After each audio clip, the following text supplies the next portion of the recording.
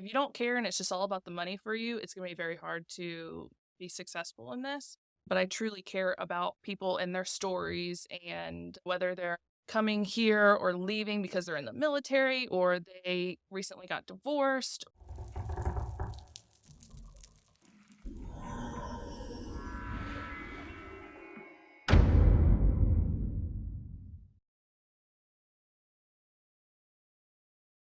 Welcome back to the Real Estate Excellence Podcast. I have a first time on the show today, a one Sothebys International Realty's best here in Northeast Florida. Her business skyrocketed to over 20 million in 2022. Is already off to a great start in 23. She has been in the business for just over 6 years. A Jacksonville Business Journal listed her as one of the top real estate agents in Greater Jacksonville. For those who seek the highest level of service, expertise, reach in Florida's East Coast and beyond, they need to be calling Savannah Dougherty. Savannah, welcome to the show. Thank you for having me. Thank you. I don't know if my exact numbers are off, but they're somewhere close in their system when I pull up numbers. That's why I never want to be precise on someone's numbers. But I did notice, obviously, you jumped up last year in production. So I really want to dig into, what are some of the things maybe you were doing differently? You've been at Sothebys now for a couple of years, like 2.5 years, roughly. Maybe 2 years. Yeah. Something was on your LinkedIn. That's where I get all your information. Everybody knows that. So the LinkedIn's not correct, but welcome to the show. As I like to kick it off for everyone to get a little bit to know you and a little bit of background before you got into real estate. So tell us a little about where you're from. Okay. So I was born in Jacksonville, Florida. My parents moved me and my siblings to Yulee, Florida when I was in preschool.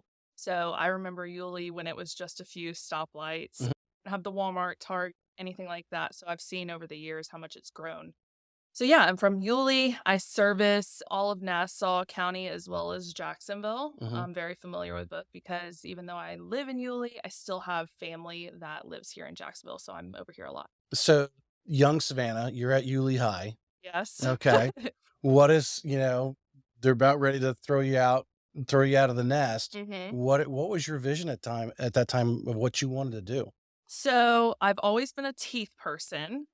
I love hygiene. I always one that looks at people's teeth. So I thought, okay, well, that's the perfect profession for me. So I was going to school for dental hygiene. Well, then I had some people talking in my ear. You have scoliosis. You probably shouldn't do that because you're leaning over in a chair all day long and you're not going to be able to do it that long. And you're going to school just to be able to do this for a couple of years. So I was like, okay, what else am I interested in? And I've always thought sonography was cool and ultrasounds for babies. So, okay, maybe radiology. Right. Well, I got into both programs at FSCJ and I kind of had this come to Jesus moment. This is not what you're supposed to do. And I just got panicked and I told my father, look, I don't really know what I'm supposed to be doing, but I turned down both programs and now I'm kind of back to square one. And so gone to school, spent all this money and time, and then it just didn't work out. I felt like I just wasted a bunch of money, and I'm like, what am I supposed to do with my life? Right. So he has been a custom home builder for years, and he mentioned, he's like, why don't you look into real estate? And I was like, well, there's more to it than just opening doors for pretty houses. Right. See all these shows on TV about, this is the luxury of real estate, but what really is real estate? So I told him, said, yeah, I'll look into it. And he was like, well, if you do it, I will pay for your school and your first round of dues. And I was like, okay, well, I don't know what all that is, but I'll look into it. So I went and started YouTubing and trying to find videos of what real estate agents actually did. Right. And went back to him and I was like, I think I want to do this. So I did the online course, which I do not recommend. I recommend going in person to take the real estate course. But I did that while I was working because at the time I was newly married. I couldn't really take off a week of work. So I did the online course, which took about 3 months because it just took longer than it should have. Right. A couple of questions I'm going to bring up there. So what are some of the things, because are you even 22 yet at this time? Did you didn't finish the degree? I just got my associates. Okay. I just finished out and let me just get a degree. Just think how much money you did save. Yeah, exactly. But there was all kinds of science classes that didn't even go towards my degree. So right. whatever. So, yeah, I think when I got licensed, I was 21. Okay. So what you said you were working, you just got married. What kind of other work were you doing? Were you waiting tables? What were you doing? So, when I first got a job, I was working in the daycare at Anytime Fitness. Then I moved up to behind the counter at Anytime Fitness because I've always been, like, active and thought, okay, Right. I knew the owner, and she was just a great person to work for. Yeah. And I love baking, so then I went to a local bake shop. It's called Bliss Cupcakery. And so I was making cupcakes and helping with cakes and stuff like that. Right. And then I love kids, so then I went to nannying. And at the time, when I was in high school, I was a waitress and nannying and doing all these Right. different side hustles. But at the time that I got my real estate license, I was nannying for a military family. Okay. Well, because, like I said, before the show, I think, you are a younger person. And I've said this numerous times on the episode. Back when I was growing up, the real estate agent typically was, that spouse of, maybe the other spouse had the regular job and the income coming in, and they started off as a hobby and one thing led to another. But most real estate agents were not 22 years Mhm. old getting their license. Yeah. And, obviously, so if you look back, you really saved a lot of money. But me and You my know? husband, when I first started doing this, like, we were counting penny like, it was very tough, Yeah, so it yeah. has been a blessing for sure. Well, we'll definitely dig into that because we Okay. definitely want to, get across, especially, to your friends. Know we talked a little earlier about asking you getting in and some of the, your struggles. Mhm. But those other types of jobs that you did as any young person, and there's trust me, there's more people who went to that 4-year college, spending $50,000 a year, some of them, and after, $200,000 still don't know what they wanna do, and so you feel blessed, but Oh, yes. you've stabbed at a couple things to kinda it sounds like it to get a feeling, and you chased your heart a little bit because it's what you like to do, right? I mean, Mhm. I think you would agree, real estate, you better like doing it 'cause it'll punish you, Oh, for yes. it puts you down sometimes and where Uh-huh. you're like, "What am I doing?" Oh, So, yeah. yeah, but so you chase some of those things. What are just if you could think just a moment, anything that you did previously, like you said, you were waiting tables while you're in high school and babysitting and all that kind of stuff. What are some of the things that you took from that into real estate today? And when we're talking to some of these clients now, especially as a young person, Mhm, you might be dealing with someone, 15, 20 or more years older than you are, mhm, and who probably bought 2 or 3 homes already, or exchange, have a family, grown it all, all gone all through mhm, all those life things where mhm. you're really at the beginning of your cycle.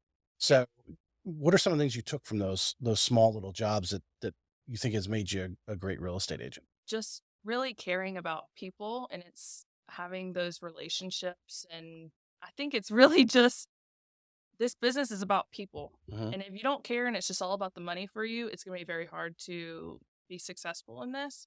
But I truly care about people and their stories and, whether they're coming here or leaving because they're in the military or they recently got divorced or they're having a new baby. There's so many different stages in life, and Right. I think that's just Yeah. No, and I mean, that's what I expected to draw out of you. I mean, you did a lot of service, especially working at daycare. I don't know how someone can do that. I mean, I not a love my daycare. It was kids only too, 2 kids. but I don't know how many kids I could, yeah, or someone else's kids I could love on for so long. I mean, so, Yeah, yeah. all right. So you explained the dental hygienist, you've gone through school, you get your license, you're deciding where to work because Sotheby's is your second home in real estate. What what are some of the things that you went through, or did your dad give you some advice? Did you talk to other real estate agents? What made you decide to go to your first brokerage that you decided? Okay, so I was actually working under a very successful agent for about 3.5 years with Century 21. Okay, so you had a And mentor. yes, Okay. and she was my family's realtor for years.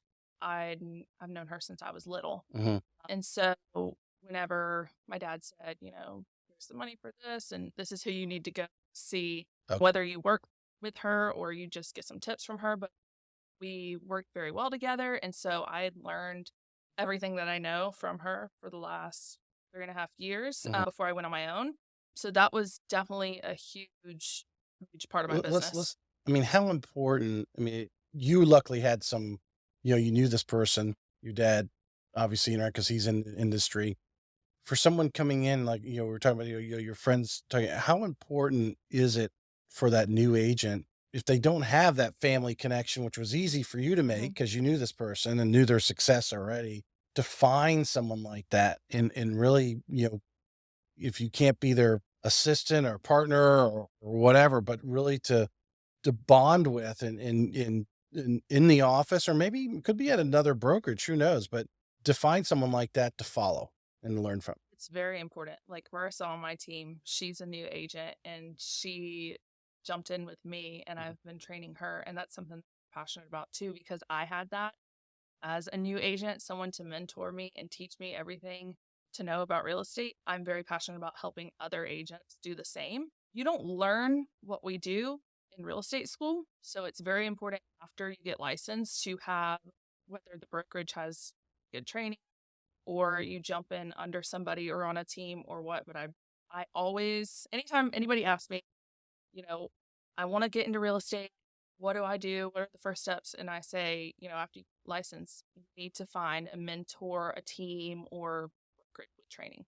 Since we're jumping on that subject already, do you feel like, well, I mean, obviously, some of these people coming to you, personally, and you're like, oh my God, I'm sure there's some of them you're like, who knows? Maybe they'll get it, or Mhm. but based on your personal experience, I don't know if this person's really gonna be dedicated, or it's important. Maybe they go talk to even before they even get their license Yeah, to go yeah. talk and sit down and have coffee or whatever. Yeah. So before we even started recording, I was telling Tracy that I have agents or newer agents or people that are just looking to get their license.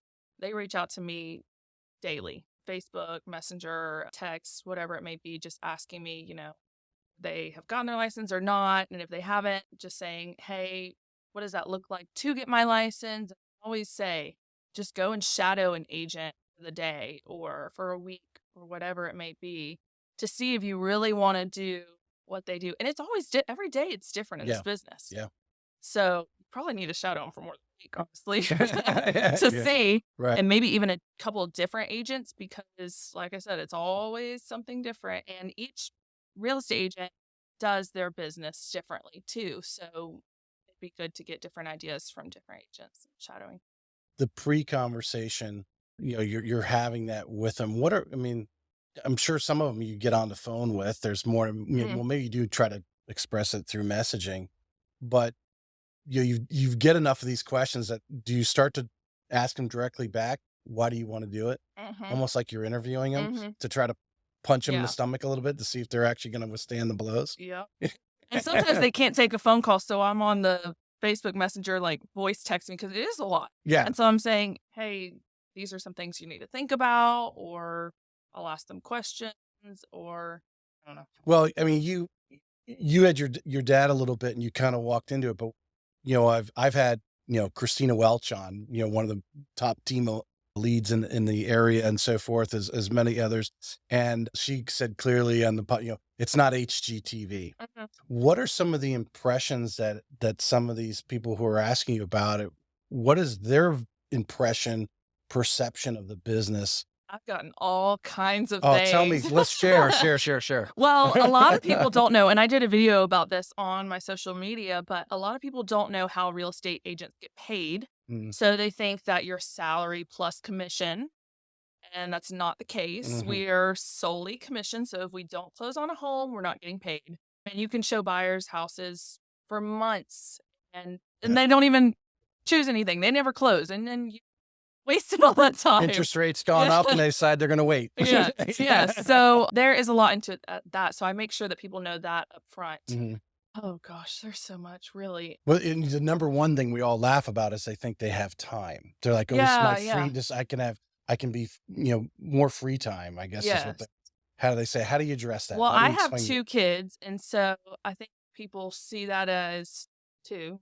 Well, she's a mom and yes, that is great, but I do a lot of sacrificing family time and stuff like that to Mhm. be able to run my business, and I think a lot of people think that you can just sit at home and do a lot of behind the scenes and not actually have to go out there, get business, show houses on a whim. I'll have someone, hey, can we go see this house right now? Oh, I'm just about to pull into the house to see my babies, but yes, I'll turn around. So there is a lot of Yeah. sacrificing time with family. And I think people have the impression that they're going to have all this time on their hands. And yes, you do make your own schedule in this business, but it's not a 9 to 5. I could be writing an offer at 10 o'clock at night. Well, sometimes the idle time, what's to say that idle time is the devil's, could get in there and start distracting you from what Mhm. you really need to be doing.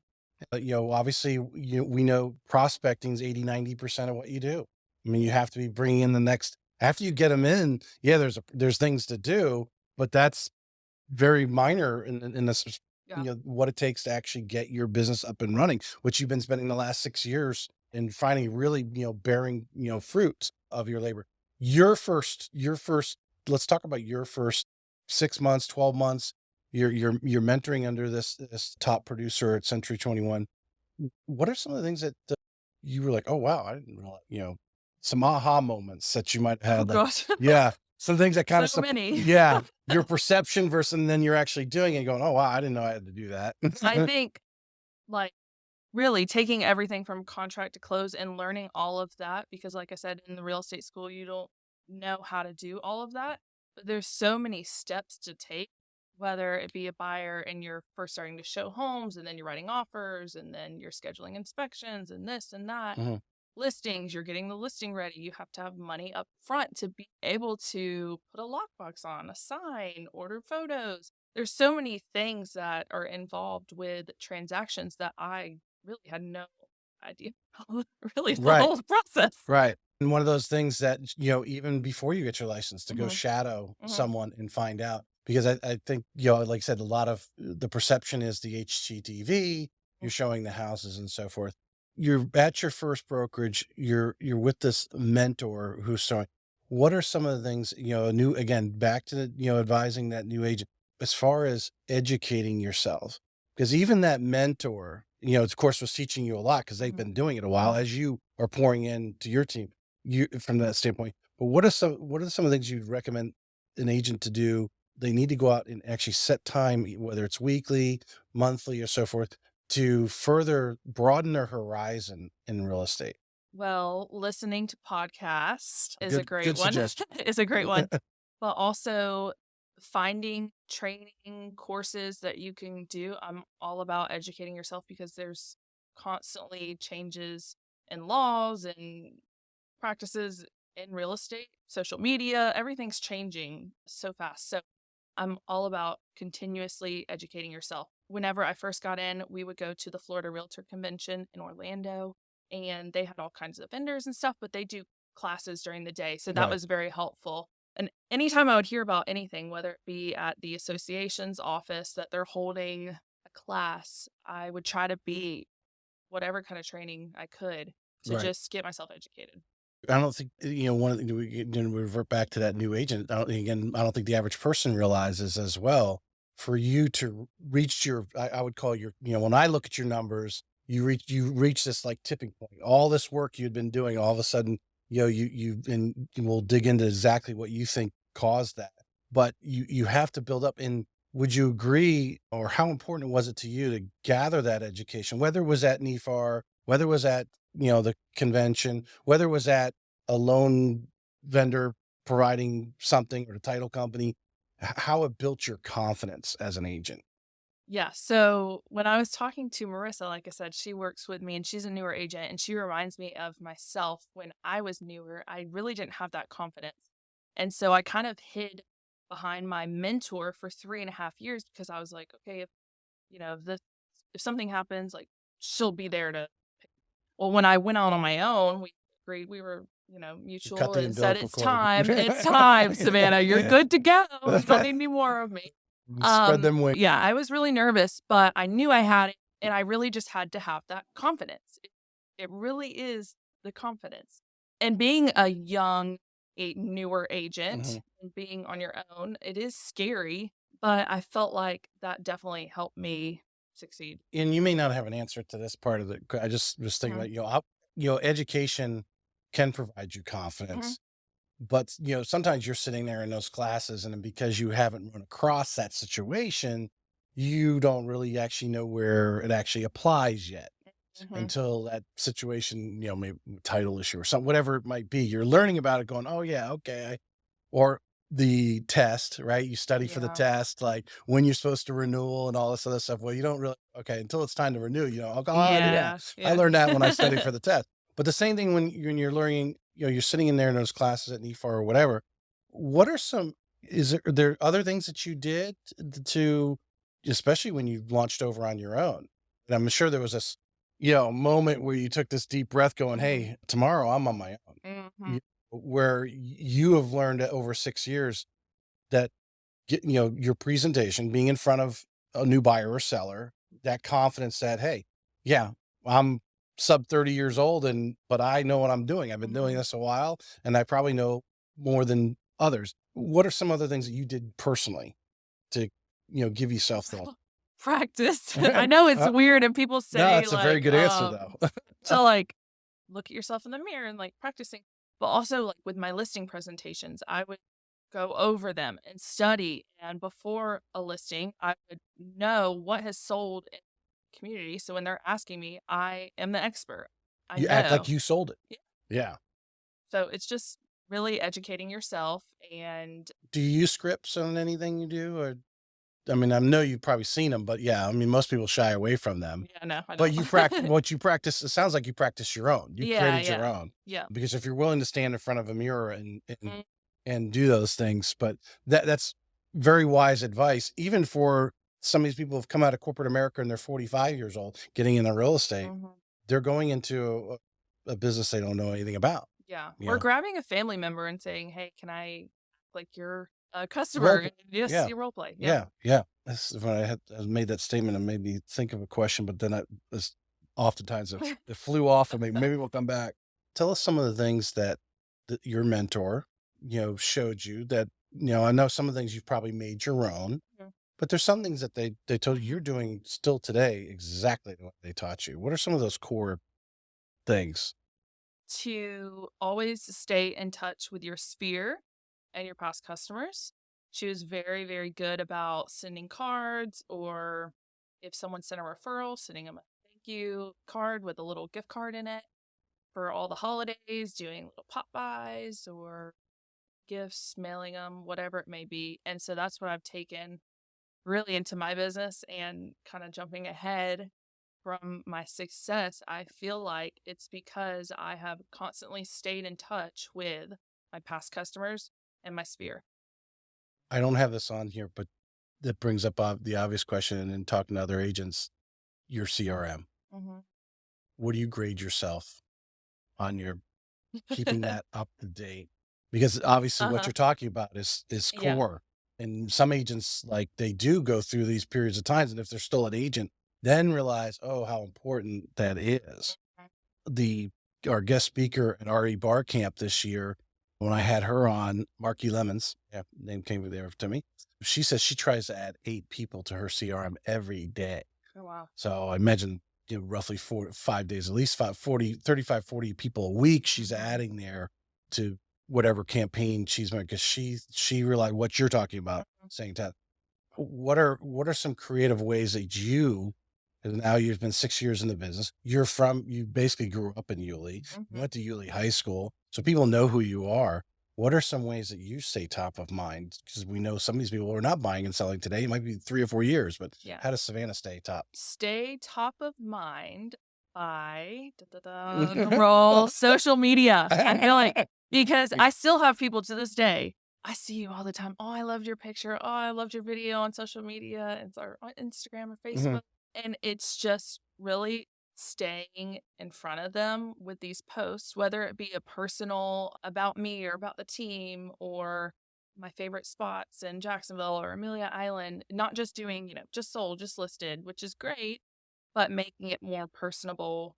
And You have 2 Instagram pages, right? You have a personal and I then have a, more, yeah, yeah, yeah, I have you a do. personal and a business. Because I think I just went on the business one, and you could see, where hey, I just sold this, and a lot Hmm. lot of the type advertising. You try to separate them and people cross over, or, I mean, how do you?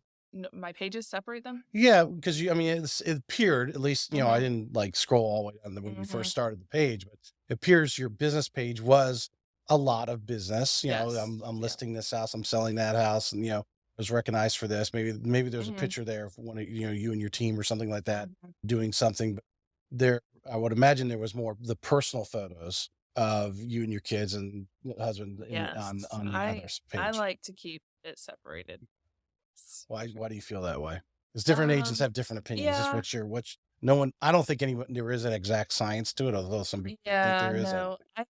I just I don't know. I like having them separate, but I feel like on my business, like I said, I still do like to have that personal touch. So, full disclosure, I have someone that runs my social media. Mhm. It's not just someone overseas, whatever, that I've never met. Like, I know this girl, I trust her, Right, and she does a great job. But before she posts, she always sends it to me. So I have to review it and I help her write the captions. So it's me and it's not some automated system or whatever. And it doesn't sound anything like me. I want to right, make sure it sounds like me. I want the property description to be right. I want it, whether it's like just sold, I want it to be about that family and just personal. right. Well, that actually opens up I think is one of the biggest challenges. And speaking to 140 something top agents is like obviously you've outsourced a little, got some help on your social media. Hmm. At what point did you reach that point? Did you get mentored on when, like, hey, I'm maxed out. I need help. I need, whether it's, start a team. I need to Yeah. have some, when did you reach that So as boiling point? far as there's different levels for like the team and then social media. So when I hit that point with social media is when I would go a week without posting because I was so busy with real estate. And then by the time I was done with work for the You day, didn't want to, I yeah. didn't want to have to do like make a post. And so it got to the point where it Yeah. just knew I had to hire, or else I wasn't going to be top of mind. I wasn't going to stay in front of people. So I think it's worth every penny to pay someone to make sure that you are advertised well. And then for the team aspect, like I said, I have two young kids, so it gets very difficult for Mhm. me to be showing and doing things all the time. And again, I have it on my heart to train people and such. So I felt that I was ready to take on that role. Let's see, like a year ago. So a year into Sotheby's. Mhm. Did you feel your production had reached a level that you were Eh, kind of being, Yeah. you were being pulled Yeah. away from doing those little things that we need to do Yeah. consistently every day to stay top of mind Hmm. because of the business? Yeah. You were actually out doing, business Mhm. that it was pulling you away, that you're like, "Hey, I need that assistant." Yeah. Yeah. And so you've got, 6 to 10 deals going, but then you have these people that wanna see a house and you just feel so You gotta overwhelmed, but get this contract in and you don't wanna lose them right, and you wanna make sure to help everyone. So I just felt like, "Okay, right. I can't juggle all this by myself, so it's time to bring someone in to help me." So who is the first what is the first position you bring on? Because different agents have different I know, ideas of who yeah. that is. Did you think you made the right, this tell us what position it was, and do you think it was correct? Do you think maybe you should have, because it's only been about roughly over a year, but, Mhm, what did mhm. you think about your decision? So the first person is a TC, so transaction coordinator, and they Mhm, take everything from contract to close. Even if you are a solo agent, I highly recommend that you hire a TC just mhm. because it's worth every penny. I think it's like $400 or something for them to do each transaction. And I could be on the road showing houses, and they're behind the scenes making sure the lender has what they need and the title company has what they need and and they're just taking care of everything. Mhm. And it is such a relief. So that's the first one that I always say to people.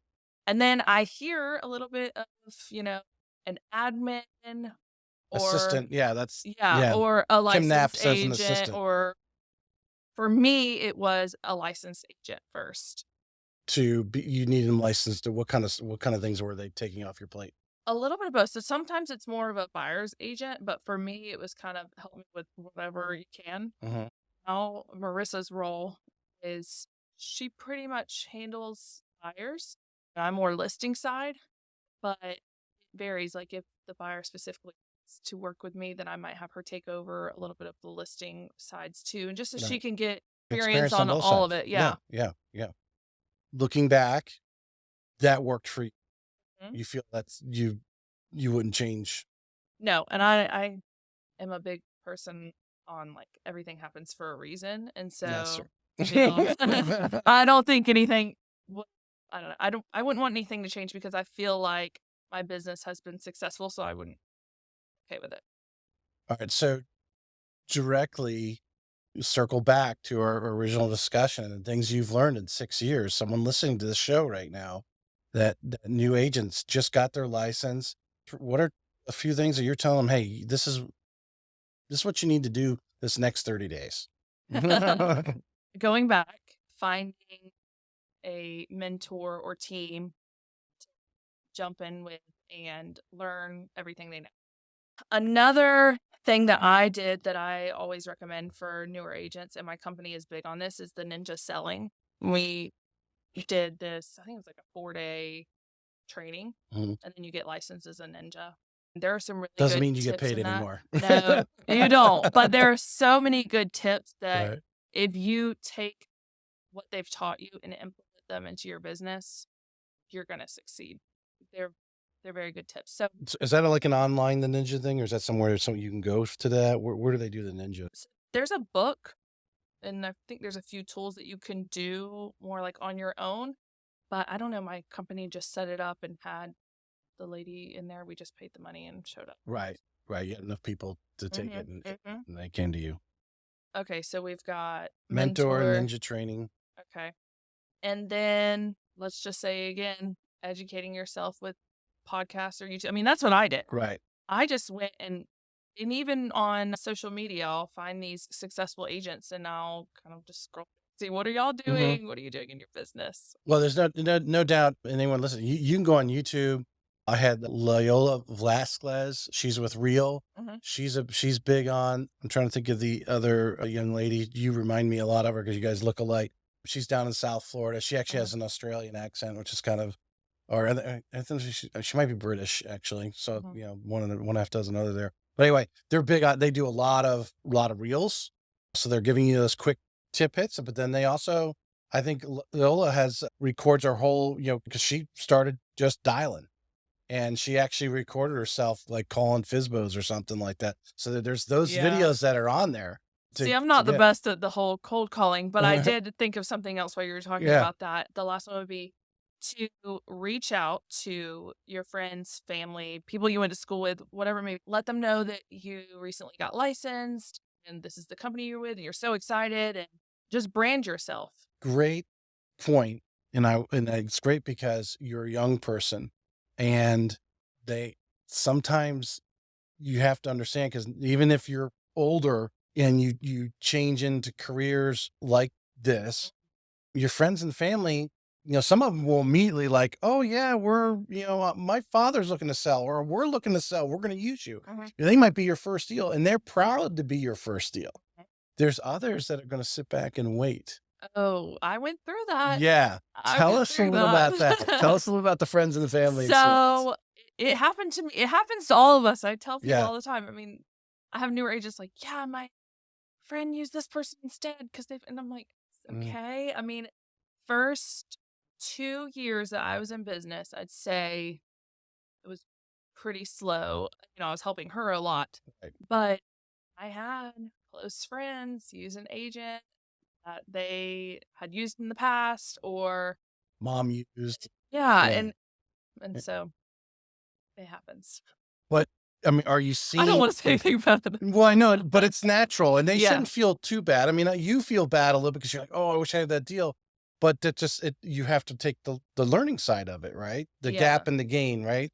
The gain is they're not one. You don't know what the relationship really they had with that other person too. It might have been, type thing, or you and I know we get into deals where, especially if a young person, a first time home buyer, and they're young. Mom and dad come in and they're like, Yes. yeah, oh, you're Yes. going to use this lender. You're going to use this real estate agent, type of Yep. thing. So we don't know that kind of background. So don't feel bad. But there's also, especially, I've been 18 years I've been doing this, Mhm. and there are some friends I know, they're solely going to use me. Oh, They just what they tell me, even neighbors, they say, "Oh, no, no, Tracy, we did shop the rate, but we're using you," Mhm. type of thing. And it's great. But there's others too that they don't want you to necessarily know your finances and the other Yes. pains in their life. And I think too, they see you as this little girl, or they see you as just something else and not actually the professional Professional. that you are. Yes.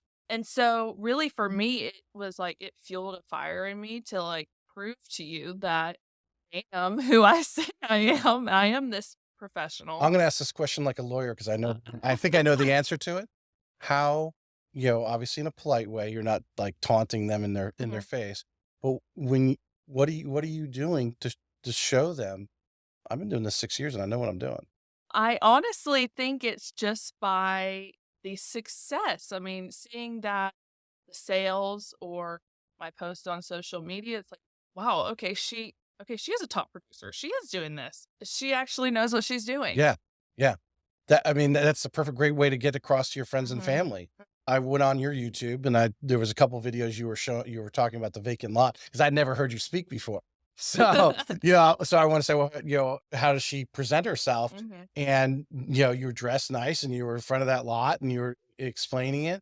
I think you ought to do more of that Yes, I know. personally. I get that all the Yeah. time. And I hate doing videos. I hate We're it. going to do one after this show. I haven't told you that yet, but there, And I um, had so many compliments on those little either the property videos or the minute videos that I did on yeah, Instagram, and people were like, "Oh my gosh, you need to do this more."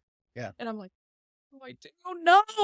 Like, I know everybody loves it, but I really hate doing it. Well, I mean, I've talked on the show before. What's it, Mr. Beast, right? The big YouTuber.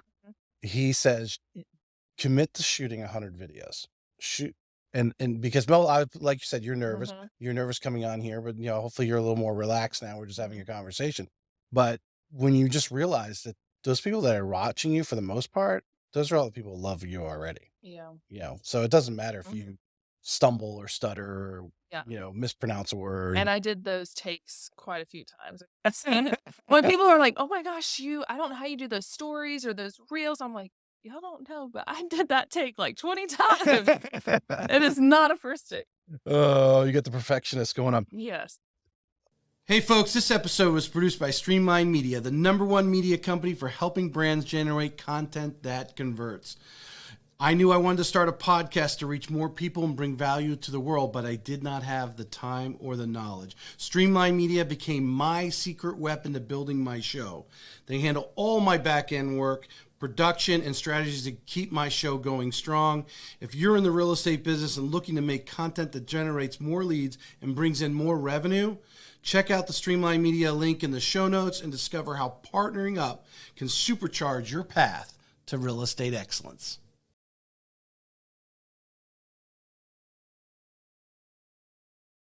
The first thing you said was mentor, which obviously helped you tremendously. We mentioned earlier, as a new age, what are, if for you it was easy because you were kind of more or less, I don't, you were matched up because you knew this lady for a long time. She knew you with the Mhm. pigtails and that kind of thing, right? So it was an easy match. Where someone coming in, maybe they're from outside the area, maybe they got trained, they're a military spouse, just Mhm. got transferred to the area. They know they're going to be here for years. They want to get into real estate, right? So they Mhm. don't really know anyone yet. What are some ways you would think, knowing because you're you're on the mentor side, Mhm. that you would suggest to someone coming in how to reach out and find one of these people that are willing to mentor? Question. So for Marissa, it was through someone that she had interviewed to go join their team, and they actually reached out to me and said, "We love her, but we just don't think she's the best fit for us." When we were interviewing with her, she reminded us of you. And so I always think it's very good to find someone with similar values and ethics and such. So maybe going on Google and, going through a few agents, reading their bios, seeing what they're about, and maybe just finding someone that you connect with. I've heard that I think it might have been on a podcast or something, but you mentioned it very early in the show. Everyone does their business differently. Mhm. And to find, and you may have to go and talk to a handful of agents to find someone who does business the way you think you want to do, because You've Yeah. probably evolved your business over 6 years. You've Yeah. changed it, tweaked it, whatever. Everyone's going to do that. But I think we all go in with some sort of vision of how Yeah. we want to do it. Like, oh, hey, I want to knock on doors. Well, let me find the best door knocker Mhm. in the business because I like doing that. Okay, well, Yeah. that's the route that's the person you probably want to go talk to first. Mhm. Would you agree? Do. Or and you're not really gonna read this from someone's bio, but let's say that you meet with someone and you're more of a people person, you wanna meet the needs of your customers and such, and this person's all about going after the money, and that's Mm. probably not gonna be a good fit. You're probably How gonna do you wanna sniff that out? You mentioned that a couple times. I feel like you just know You just could feel it. or Yeah. you hear it, and, like, when I don't know, just the way people are sometimes or the way they talk, and it's like, do you really care about people? I don't know. Well, you can be transactional. Uh-huh. I think, just talking, I think a lot of the top agents I've had on are like, or more like you from that standpoint. They're not, they do realize and build relationships even after the point where, like, after the transaction, they're still like, hey, let's go out to dinner or what, Yeah. type of thing. Where there must be agents out there that are more transactional. Oh, you want to go look at that? You know, got you on Zillow, because the client can be very transactional too. Sometimes these clients are like, Yeah. I want to go see that house, and they Mhm. don't want you to give them any more information. They think they already know more than you. Yeah. Yeah. Oh, yeah, I've dealt with those kind of people too. 100. I imagine, and you'd like to think, well, oh, she's young and doesn't know, but actually, it's at all levels. Uh-huh. It doesn't necessarily go with it. I went on your website. I don't know how old that statement is in there, but I want you to express to me, based on this people relationship that we're talking about here Mhm. and your relationship building, based off a couple of the statements that are on Oh your gosh. it's on your LinkedIn, on your website. Okay. Do you even remember what that statement is? You probably don't. I'm trying to think which statement you're talking about. Well, basically, so this is almost like an interview, Okay. but this is for, hopefully a client who may be watching, or maybe another person who may like think, you're really cool. I'd like to, match up with Savannah and be on her team because I like the way she's thinking and that's the way I want to run Mhm. my business. You have this, and like just a phrase, basically, unmatched devotion to your clients. What Mhm. does that mean to Oh gosh. Way to put me on the spot.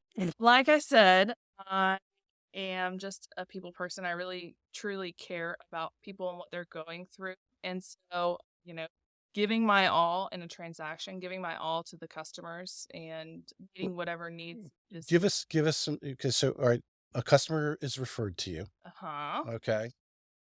How does Savannah, what's the first thing? Yeah, there we go. Stop Sorry. that wiggling. My What's the long legs over what here. yeah. What's the first thing you're doing? You don't know, you haven't never talked to this person, Mhm. just Sally, a customer from 6 months ago just referred you. Okay. I get this a lot, so I should Yeah. be able to So handle this. you're gonna make this phone call. Huh? How are you how are you handling this? Because I imagine, and a part of it is you're not only gonna try to win them over, that you're a real estate agent that knows your stuff, Uh-huh.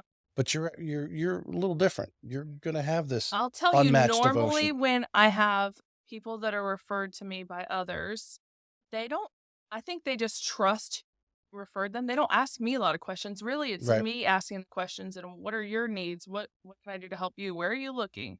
That kind of thing. I really don't get too much of them asking about me because I think mainly our conversation is really focused on meeting their Well, needs. that's really where I'm going with this. Okay. I mean, that's what I want to get out of you here. I told you I wouldn't let you stumble. So, Thanks. because I think that is where the relationship, yeah, you get the referral, but as we talked about Krista Shore, she mentions, one thing she does a lot of video about is because that way people really get to know her before they even actually meet her. Right? So they've been introduced, so you've been endorsed by someone that obviously these people know, like, and trust, Mhm. that they should know, like, and trust you. Yeah. But now you have friend Sally over here who referred you. You now need to make friend Joe, who's just referred to you.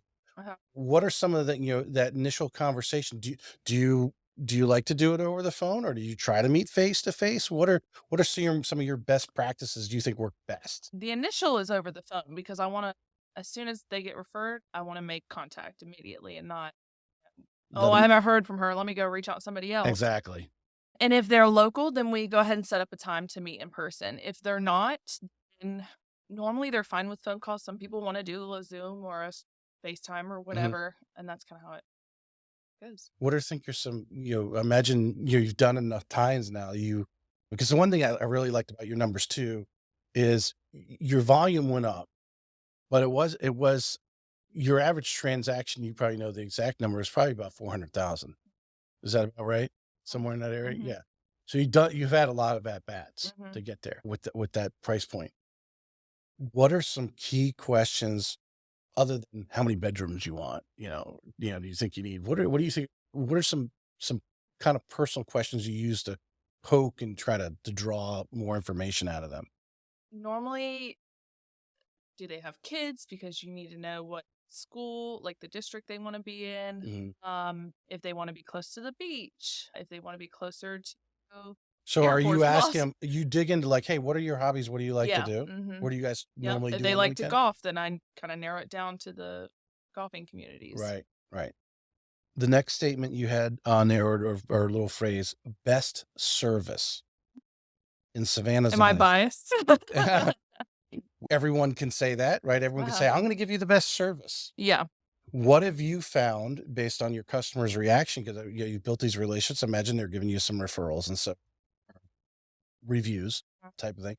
What do you think if you were explaining to someone that you didn't know, client, about what is the best service to you as a real estate agent? What are some of the things that you're doing that they don't even really even know about, but they're going to experience through the process, and you're going to tell them? Okay. Well, the biggest one, and this is something that I know a lot of people complain about, that they've worked with an agent in the past and they just did not have communication. They never answered their phone.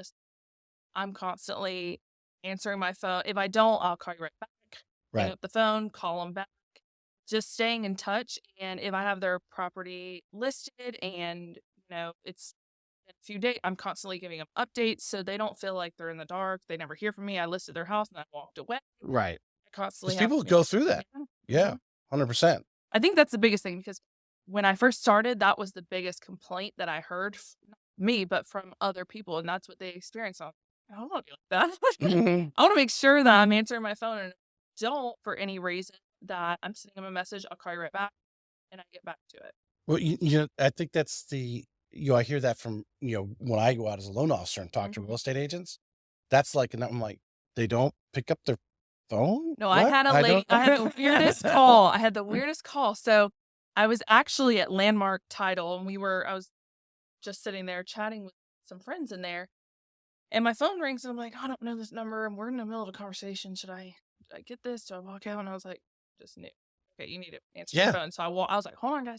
Walked out and as I answer my phone, the lady was like, oh my gosh, somebody answered their phone. And I was like, what? I was like, hello? And she said, I'm looking to sell my house. You're the first person that's answered the phone, so I'm hiring you.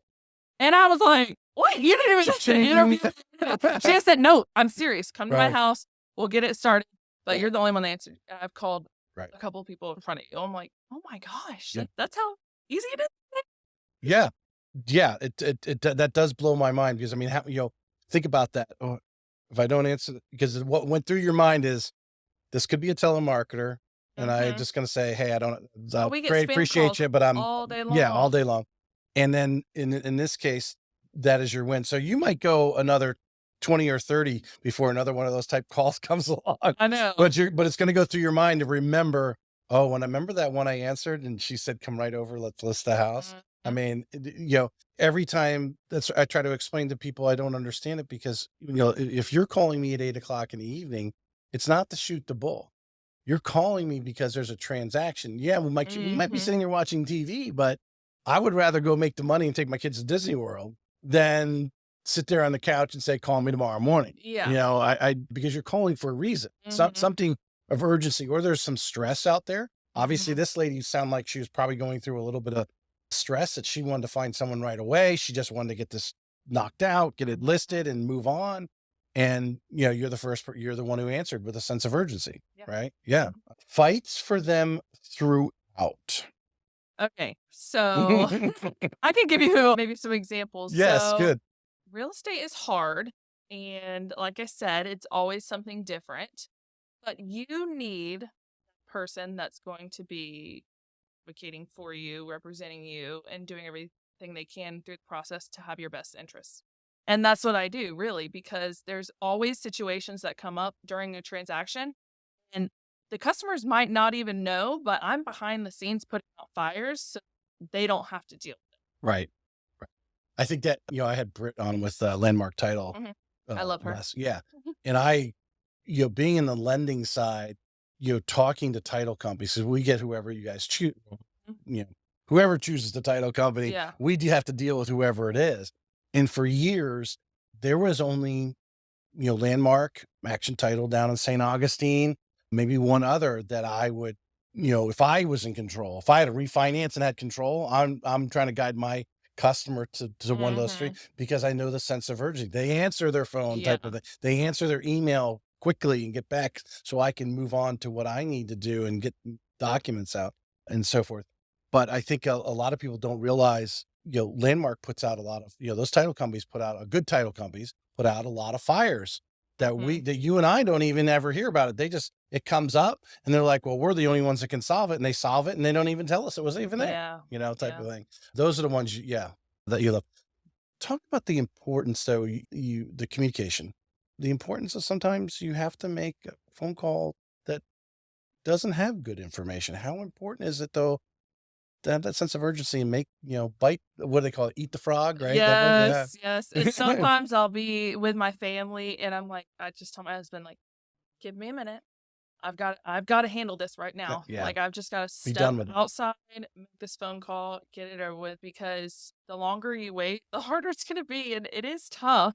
But yeah, you just have to bite the bullet And and it's make going to this distract you and then from you're going to be everything that you're doing. dwelling on it all night. That's all I'm like, let me go ahead and talk to them and get it out of the way. Right. Break the bad news. How do you like to approach that call though? When as a salesperson, Mhm. obviously if it's a deal ending catastrophic thing and, Yeah. okay, but when you approach them, hey, I like to say, hey, I got some good news and I got some bad news. Yeah. How do you approach that Yeah, kind of difficult that's call? that's a good one too. I think it really depends on customer, what I've learned about them and their personality thus far. Because normally when this happens, you've kind of been working with them for a Yeah. little bit, so Yeah. you kind of know how they like to be communicated to or don't. Or And which so, spouse to communicate. yes, yes, that's true. So at that point, I kind of have a feel for okay, how do I handle this for them specifically, and that helps, Mhm. and not just I mean, do you search out, I mean, before making that call, I imagine you try to find some yes, solutions for them. yes, yes. Because you want to This is spin. this is the last straw. Like this is where, it's this or nothing. I've Mhm. already done everything I can. I've already exhausted all my other options.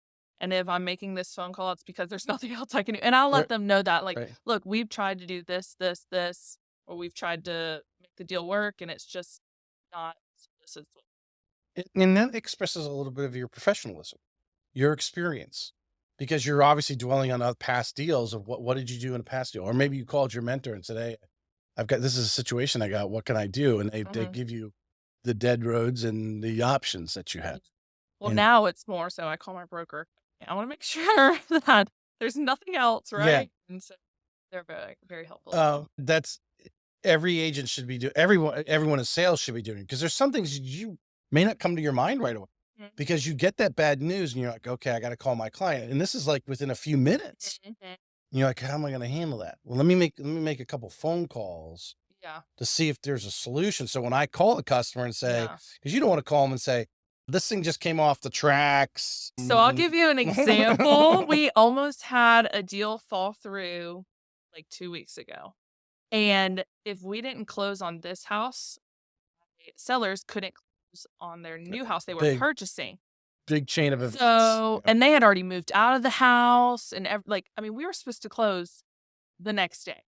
And I get a call from the buyer's agent and she's like, "We have an issue. The lender underestimated how much they were supposed to Their bring to income. closing or Oh, something like that." right. And I was like, "Well, how much are we short?" And she was like, $3,000. And I was like, okay, so what are we going to do to make this work? And she Yeah. was like, I don't know. And I was like, how much are you giving to make this work? Right. We're going to make this work, because if my $3,000. people do not close on this, they don't get to purchase their new home. $3,000 is nothing at Yeah. that point. Yeah. I was like, I'm going to give this much. You're going to give this much. Are you okay with that? Yes. Okay. Well, this is what's going to happen. Yeah. Yeah. So we made it work. But yeah, there's always something. So before I called my seller, I said, let me make sure this happens. And then I told them, look, here's the bad news, but here's the good news. This is what's going to happen, so that And we you can look make like sure a it hero. closes. Yes. Yes. That's always you good. really didn't even have to tell them. You could have just like Yeah. gone, because they weren't in that decision-making Yeah. process there. But that brings up a very important thing that I've been talking about a lot in the latest episodes, is the importance of the collaboration of the two agents. Mm-hmm. Because I do see, and I've personally experienced, my wife's an agent, and personally experienced where sometimes some of these agents on the other end get a little combative, almost like Not nice. they're the ones buying or selling the house. Yeah. Yeah. How important is it to, like, you know, get to know, but have that collaboration, that we're going to get to the goal line attitude? It's very important, because you're working on a deal for 30 plus days. And so if you're working with this other person and they're cooperative, they're not nice to you, it's going to be very difficult. So even up front, when we start, if they bring an offer to me or I bring an offer to them, I try to have that relationship up front Mm-hmm. and get on good terms. Do you try to, try to get out to some of these events and meet some of the agents Yes. well, I imagine you probably know a lot of the ones in your greater Yeah. Yulee, Fernandina, Amelia area, Uh-huh. but you're doing deals in Jacksonville with some of these agents you may have never even seen, know of their real estate company that they're working for, a Yeah. brokerage or whatever. How important is it, as you grow, as you experience, to get out and kind of, even if you go to a training, you may not, may be good or not good, but to go around the room and kind of meet some of the other agents so you kind of know who they are. Yeah, it Yeah. is very important. I had like a newer agent reach out to me, and they were going to be bringing an offer, and they were actually asking me some questions. I said, hey, up front, just want to let you know, like, this is my heart to help, like, train people. I'm not your broker or anything, but if you ever need anything, like, don't look at me as one of those agents that thinks they know it all and they're not going to help you, Right. and good for yourself, whatever. Like, it's competition. I was like, if you need anything, please. And he was like, wow, I've never met another agent that was. Or just openly in the Yeah. initial conversation, express some of your personal Because they were like, hey, I feelings just and- want to be upfront with you right now. I'm newer, so it's going to take. And I was like, that's fine. If you need anything, let me know. I'm here. I know you've had this happen, so to give some juice to the podcast, how many times have you had that agent on the other end is a little more senior in life? Oh, Not yes. necessarily. Yes. I know where you're going. They see your picture and they Uh-huh. immediately say, "Oh, she's young. She doesn't know what she's doing." Yes, a lot. Yeah. Do you think it's young or being female? Because sometimes I've had some agents think that it's because you're female. For me, I think it's because I'm young. How do you handle that? Kill them with kindness. I don't give it back to them. I'm just like, okay, like, I'm just going to be me. Right. And that's all I can Kind of be. do the jujitsu, right? Use their own Yeah. weight against them. But yeah, they're like, they degrade you. They're very rude. They think they know it all, and you don't know anything. And it's just, why do people have to be like that? I don't. Well, you know what? There's sometimes my wife will ask me, she goes, "Hey, do you know this agent?" And I may know their broker because I've probably had them on the podcast or someone in their brokerage if I find out where they're from, that type of thing. But go on LinkedIn.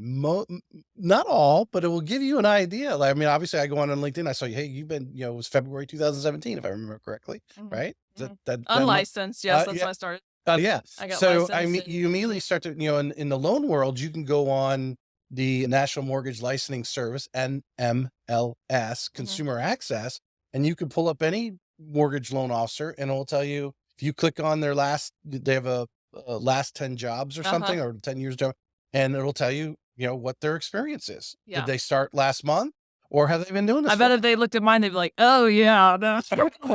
She was a nanny. But immediately someone went on there. They look, oh, if I pulled up your LinkedIn, you've been doing this for 6 years. Well, and then then you were at, the brokerages you were at. I mean, it automatically should give you the credibility because I Yeah. know that Century 21 is very popular up there, and you were around top people. You've been in the business. In fact, you've been in the business 6 years Mhm. already. Is a Yeah, what do they badge say, of like, honor the right there. first year or 2 is 80% don't even renew. After the first 2 years, they don't. crazy. They don't actually renew the license. We talked about continuously educating yourself. Why did you choose to make the move over to Sotheby's? So whenever I branch off on my own, I felt like I was still in my mentor's shadow. Hmm. Everybody still kind of associated me with her and her team. So that's when I started to interview brokerages. And at the time, again, I had this moment of like, I have two that I really, what do I do? What do I do? Hmm. And I just had a piece about going to Sotheby's. I just felt like the way they did things was the way that I ran my business. And it is a luxury brand. And that's something that I eventually to get to that level. Hmm. Not necessarily at that yet. I mean, I do have luxury listings and such. And everybody, luxury is not necessarily a price point. And let's just get that out there because Yeah. we give white glove service to all price points, is what All we right. say. But I'm talking about the million plus. I've gotten there, but my normal is about 400,000 or 500,000, and I do treat all of them as such, as the same as my $1 million listings. But I think that's kind of where I was wanting to take my business, and so it just kind of made sense for me. So, all right. So there was the surface level. Okay. What are some other, as an agent who's changed brokerages, you Mhm. hopefully you want to move, you hopefully think you're going to a better, what's better for you. So the surface level stuff, but a lot of the things you just told me are what a lot of the top agents said. A lot of the brokerages, oh, they do the business that Mhm. way. Like you said, some want to, the luxury, I guess, is like Sotheby's, like Engel and Volkers. You got some international Yeah. influence a little bit Yeah. there, and that's understandable. But that doesn't necessarily, butter the bread type of thing all the time. You're still No. you're still working in Yulee and Fernandina and in that space, and you're not sitting in Ponte Vedra just waiting for that one or two deals, every 6 months or something. Yep. You're doing a lot of transactions.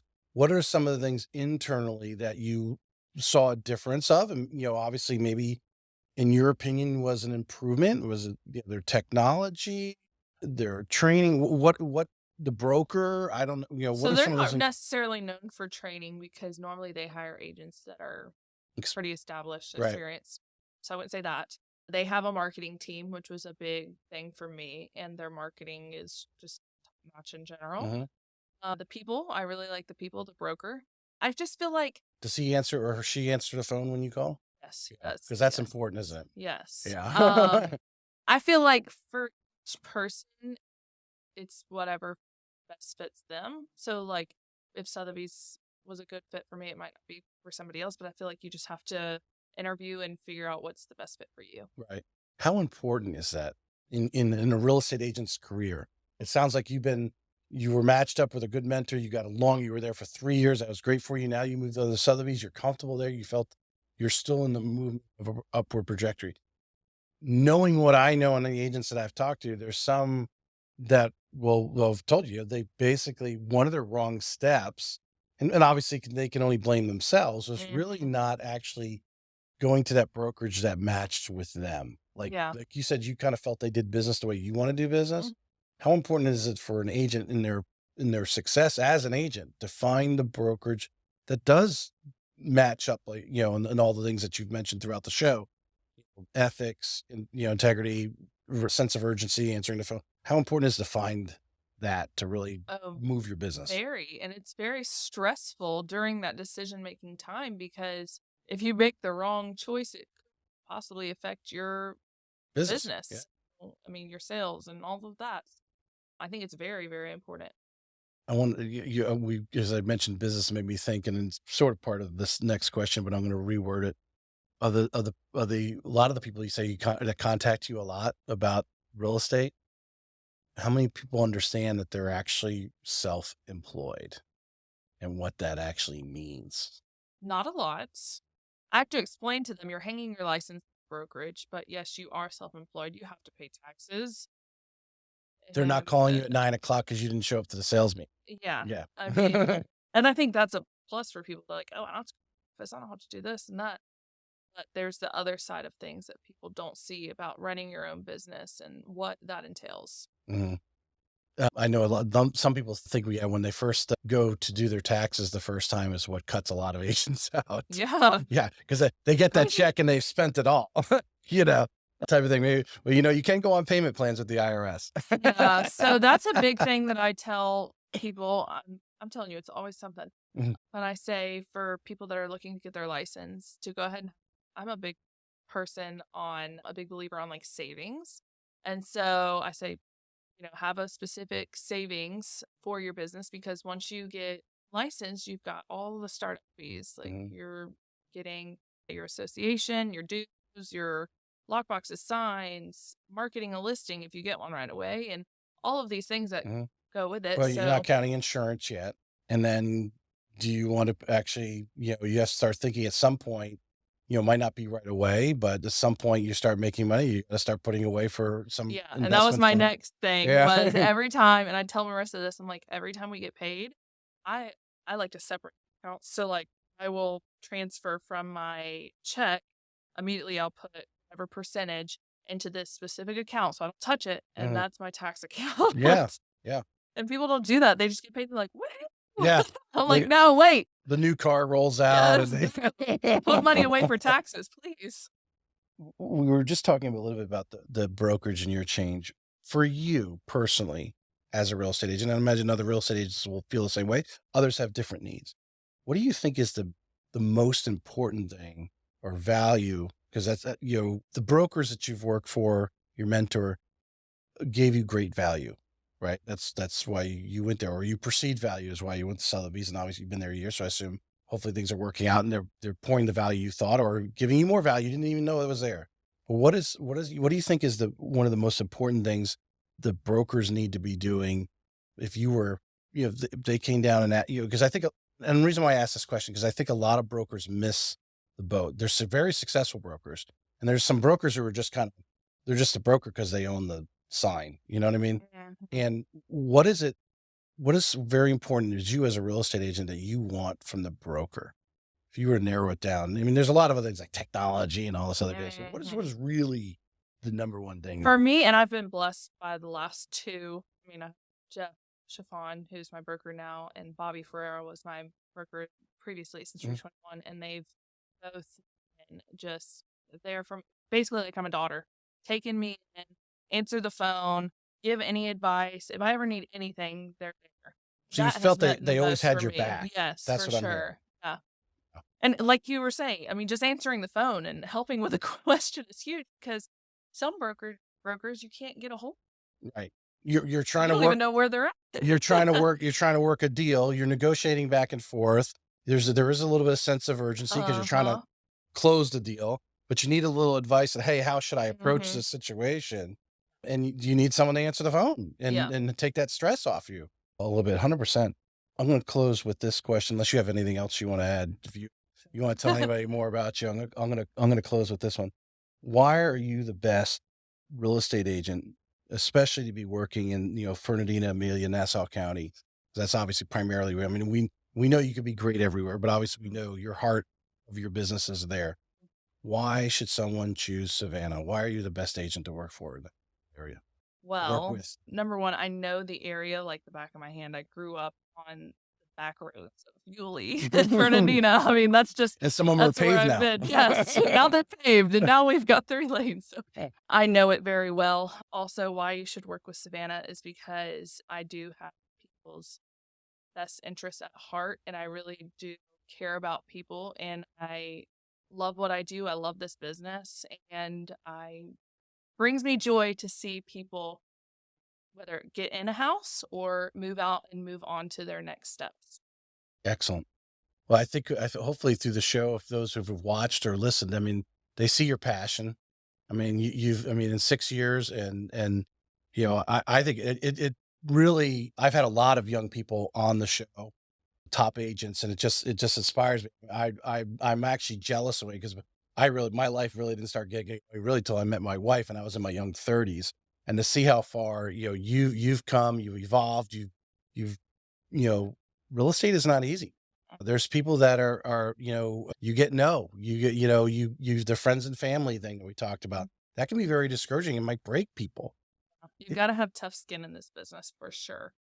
I'm gonna actually end with this question right here. And I said I was gonna end with that last question, and my computer went out in the background. But when you get kind of slapped in the face figuratively with a setback, maybe a deal falls through. It can be what is something that you do to overcome that, or what process did you go through? There's a couple of Do things. you go in the backyard? You go in the backyard and scream and.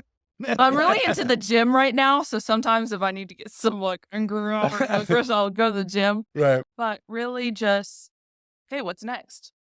Let's get after the next Right. one. Right. Just taking that no and making it for good.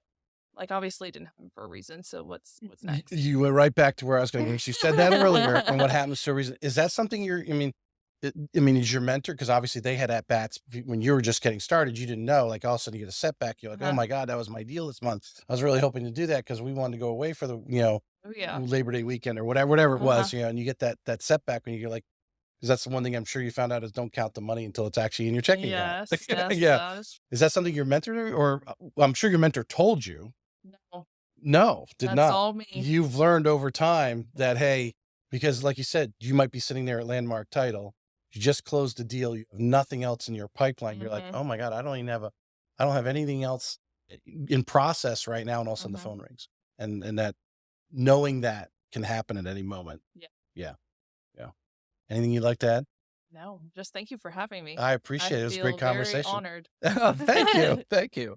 Appreciate that. Well, we're going to sign off. Please like and share. Everyone listening on the audio, please leave a review. Savannah show. Let's see, what's today? Today is the 19th. This will go out Thursday, which is 20, 21, 22, 23, right?